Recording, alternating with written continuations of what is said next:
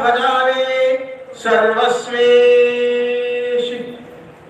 समचरण सरोजं सान्द्रनीलाम्बुदाभं जगन निहित पानी मंडनं मंडनानं तरुण तुलसीमाला गंधरं कन्यनेत्रं सदय धवल हासं विठ्ठलं चिन्तयामि नगेन्द्रहराय भस्मांगराय त्रिलोचनाय विश्वंभराय नित्याय शुद्धाय दिगंबराय तस्मै नकराय नमः शिवाय। ज्ञानेषु च भगवान विष्णु निवृत्ति च भगवान हरः सोपाना च भगवान ब्रह्मा आदिशक्ति ब्रह्मचित्कला मुक्ताख्या आता हृदय हे आपुले चौफारुनिया भले वरी वैशव पावले श्री गुरूंची ते नमस्कारोनी आता तद्विधी प्रणिपातेन परिप्रश्नेन सेवया उपदेशंचित ज्ञानम ज्ञानीनस्तद दर्शनः ते ज्ञान पैगावरवे जरी मनी अति अनावे तरी संदाया भजावे सर्वस्वेशी। प्रस्तुत प्रसंगी या सोमेश्वर भगवंताच्या दरबारामध्ये नित्याने चालत आलेला अखंड हरिनाम सप्ताह महान असणारा पर्व शिवरात्रीच्या पर्वावरती आणि त्या सप्ताहाचा आजचा दुसरा दिवस आणि दुसऱ्या दिवसाची सेवा प्रवचनाची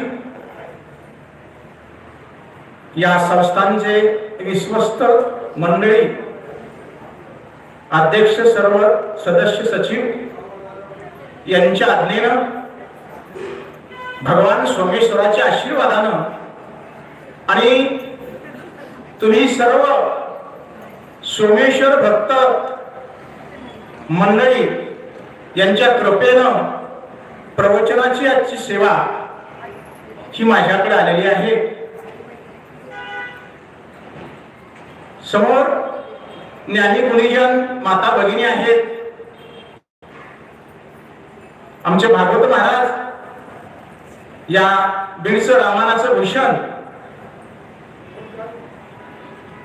बाकी इतरही आहेत, कळके महाराज आहेत, सर्वजण काकडे महाराज आहेत, आदी सर्वांना प्रथमतः नतमस्तक होतो, सोमेश्वराच्या चरणाला वंदन करतो।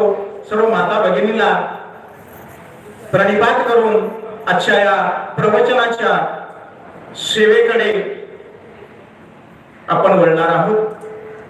आजच्या सेवेसाठी घेतलेला श्लोक हा गीतेच्या 4थ्या अध्यायातला 34वा श्लोक आहे आणि त्या श्लोकावरती माऊली ज्ञानोबा यानं जे काही निरूपण केलंय ती ओवी आहे 166 क्रमांकांची। ते ज्ञान पैगावरवे जरी मनी अति आणावे तरी संताया भजावे सर्वस्वेशी। प्रस्तुत श्लोकामध्ये भगवान गोपाल कृष्ण अर्जुनाशी गीतेमध्ये संवाद करत असताना ज्ञानाचं महत्व विशद करतात। सर्वश्रेष्ठ असं असणारं ज्ञान जर पाहिजे असं अर्जुना तर तू काय करावं,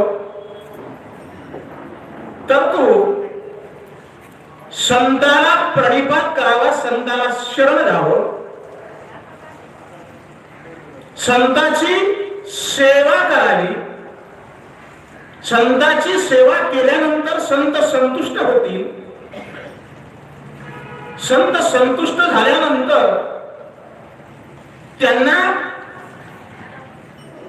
बोधगम्य ज्ञानपर प्रश्न विचारावेत आणि त्याद्वारे त्यांच्या मुखातून जे विवेचन बाहेर पडेल, हे अर्जुना तुला त्याच्यातून ज्ञानाची प्राप्ती होईल।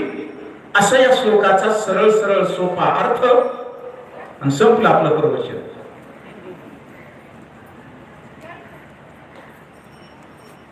सोपा अर्थ। मग या प्रवचनावर, या श्लोकावरती, त्याच्यावर ज्ञानोबरायानं केलेल्या निरूपणावरती एक ओवी आहे ते